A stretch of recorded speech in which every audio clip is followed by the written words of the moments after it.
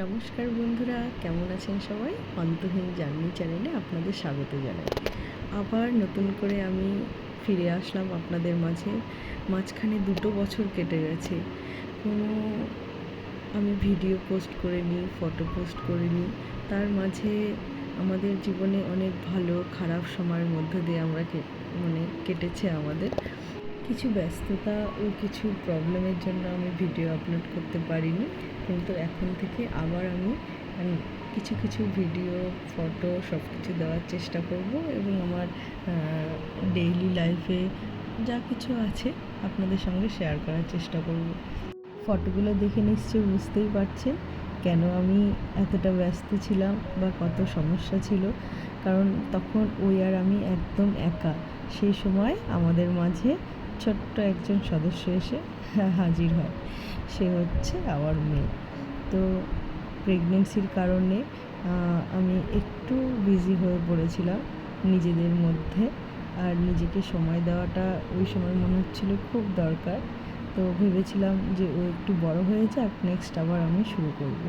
তারই মাঝে আপনাদেরকে বলি, এই যে ফটোগুলো দেখছেন, এই হচ্ছে যখনই ওর আমরা খুশির খবরটা পাই, ঠিক সেই সময় আমাদের আরেকটি খুশির খবর আমাদের জীবনে ছিল। সে হচ্ছে আমাদের নতুন নিজেদের বাড়ি। কানপুর আমরা যে ফ্ল্যাটে থাকতাম সেখান থেকে জাস্ট 10 মিনিট ডিস্টেন্সের মধ্যে আমরা একটা নিজেদের জায়গা নিয়ে একটা বাড়ি শুরু করেছিলাম তখন। সেই বাড়ির কেবল কনস্ট্রাকশন কাজ এখনও পুরোপুরিভাবে কমপ্লিট হয়নি। একদিকে এই বাড়ির কাজ চলছিল, তারই মাঝে আমাদের চলে যেতে হয়েছিল কলকাতাতে এর জবের জন্য। তাই বাড়িটাতে একবার দেখতে এসেছিলাম যে কেমন কাজকর্ম চলছে। আর এই আমাদের পুচকু, এই এখন এতটা বড় হয়ে গেছে, খুব দুষ্টু হয়ে গেছে। এখন এই সামনে অগস্টে ওর বার্থডে, 2 বছর কমপ্লিট হয়ে যাবে। মাঝখানে 2 বছর যে কি তাড়াতাড়ি কীভাবে পার হয়ে গেছে সত্যি আমরা বুঝতে পারিনি। একে নিয়ে আগে কোনো সময় এতটা বোরিং ফিল হতো, সময় কাটতো না, একা একা কী করব কি না করব। তাই সেটাই দেখতে দেখতে 2 বছর মাঝখান থেকে কেটে গেছে। তাই ওকে নিয়ে ঘুরতে যাওয়া, এই যে এটা ইকো পার্ক কলকাতাতে, তারপর নানা রকম মুহূর্ত, ওর অন্নপ্রাশন এবং মাসে মাসে ওর ফটোশ্যুট, এসবের কিছু কিছু ফটো আপনাদের সঙ্গে শেয়ার করলাম।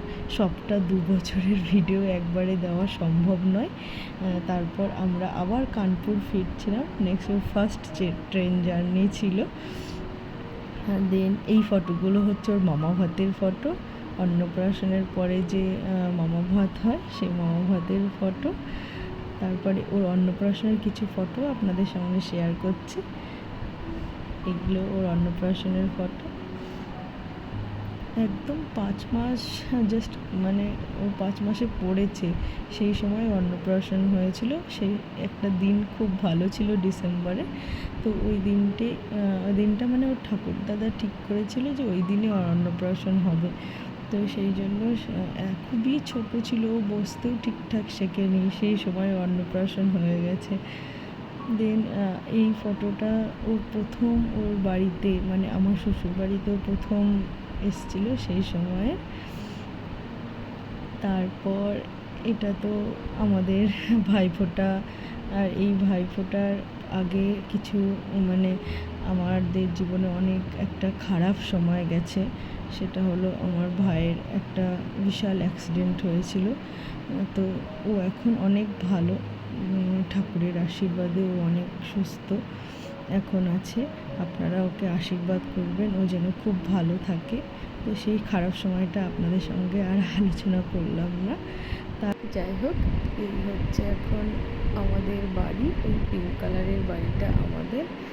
বাড়িতে না থাকলে যা হয়, যাদেরকে কাজের দায়িত্ব দেওয়া হয়েছিল তারা কিছু কিছু ভুল করেছে, সেগুলোই আবার নতুন করে রিপেয়ার করতে হবে। এই জন্য বাড়ির ভালো করে ফটো আপনাদের সঙ্গে শেয়ার করলাম না, নেক্সটে করব। আর তারপর এখন আমরা নতুন বাড়িতেই থাকছি কানপুরে, কারণ যখন সুশান্ত ফার্স্ট একা এসেছিলো, আমি গঙ্গারামপুর আমার বাবার বাড়িতে ছিলাম, তখন এসেও ছোট্ট করে একটা পুজো করে গৃহপ্রবেশে আমরা থাকতে শুরু করেছিলাম। ও প্রথমে থাকতে শুরু করেছিল, দেন আমরা এসেছি। কিন্তু এখন নতুন করে আবার পুজো সব কিছু করা বাকি আছে, তো সবটাই আপনাদের সঙ্গে আমি শেয়ার করব। আর এই হচ্ছে আমার নতুন সিংহাসন, সেখানে আমার সেই কানু। আপনারা তো এই গোপালের মূর্তিটাকে আগেও দেখেছেন। আজ এতটুকুই, আবার আসবো নতুন কোনো ভিডিও নিয়ে। ভালো থাকবেন, সুস্থ থাকবেন, দেখা হবে পরে আরেকটি ভিডিওতে।